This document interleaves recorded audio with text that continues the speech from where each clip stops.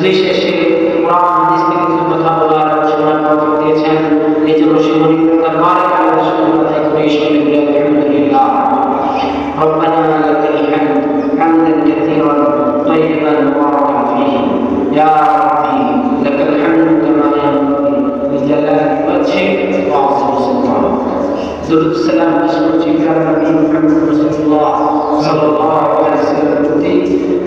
প্রত্যেকটি উত্তরের অবস্থান থেকে ভালোবাসার সাথে বিশ্বনবী সাল্লাল্লাহু আলাইহি ওয়াসাল্লাম তৌফিক প্রদান করছি নবীর দরবারে আকাশ জমিনের মালিক এক আল্লাহ তাআলা, যিনি এই সমস্ত বিশ্বজগতের প্রতিপালক, স্রষ্টা, খালিক, মালিক এবং এই পৃথিবী যার প্রয়াত সেই মনিব আল্লাহ সুবহানাহু ওয়া তাআলার দরবারে আরেকবার শুকর করছি আলহামদুলিল্লাহ। তৌফিক কামনা করছি মনিবের দরবারে তিনি যেন কোরআন হাদিস থেকে ইখলাসের সাথে কিছু কথা বলার তৌফিক দান করে। রব্বি জিদনি ইলমা। সম্মানিত হাজিরিন, আল্লাহ পাক রব্বুল আলামিন যিনি মানব জাতির হেদায়েতের জন্য সর্বশ্রেষ্ঠ গ্রন্থ আল কোরআন আমাদের জন্য দিয়েছেন এবং রাসূল পাক সাল্লাল্লাহু আলাইহি ওয়াসাল্লামকে মুজিজা হিসেবে হেদায়েতের জন্য এই ঐশী গ্রন্থ আল কোরআন দিয়েছেন। আমরা সেই ঐশী গ্রন্থ আল কোরআনের সর্ববৃহৎ আয়াত থেকে আজকে কথা শুনব ইনশাআল্লাহ। এবং কোরআন মাজিদের সর্ববৃহৎ সূরা, এই সূরাটির আয়াত সংখ্যা হচ্ছে 255। পর্যায়ক্রমে আমরা যা তৌফিক দান করেন কথা বলার চেষ্টা করব। তৌফিক কামনা করছি আল্লাহ তাআলার দরবারে। রব্বি জিদনি ইলমা রব্বি ইয়াসসির ওয়া লা তু'আসসির ওয়া তাম্মিম আলাইনা বিল খায়র রব্বি জিদনি ইলমান নাফি'আন ওয়া আমলান কামিলা। সম্মানিত হাজিরিন, এই আয়াতটি আমাদের কাছে অত্যন্ত পরিচিত একটা আয়াত। রাসূল পাক সাল্লাল্লাহু আলাইহি ওয়াসাল্লাম বলেন, কোরআন মাজিদে আমরা একটা আয়াত পড়েছি, কেউ যদি ফরজ নামাজের পরে এই আয়াতটি পাঠ করে জান্নাতে যাওয়ার তার কোনো বাধা বাকি থাকে না, একটি বাধা নেই, সেটি কি ইন্তেকাল করে না, তাই সে জান্নাতে প্রবেশ করে না। অর্থাৎ ইন্তেকাল হতে সঙ্গে সঙ্গে তার জান্নাতে সুবহানাল্লাহ। সেই গতবার মাঝখানে আমি আয়াত পড়ছি, আপনাদের সম্মুখে করেছি। এটা অত্যন্ত গুরুত্বপূর্ণ, কেননা আল্লাহ তাআলার সার্বভৌমত্বের এবং আল্লাহ তাআলার ক্ষমতা এবং আল্লাহ তাআলা করায়ত্ত এই পৃথিবী এ নিয়ে আল্লাহ পাক কথা বলেছেন।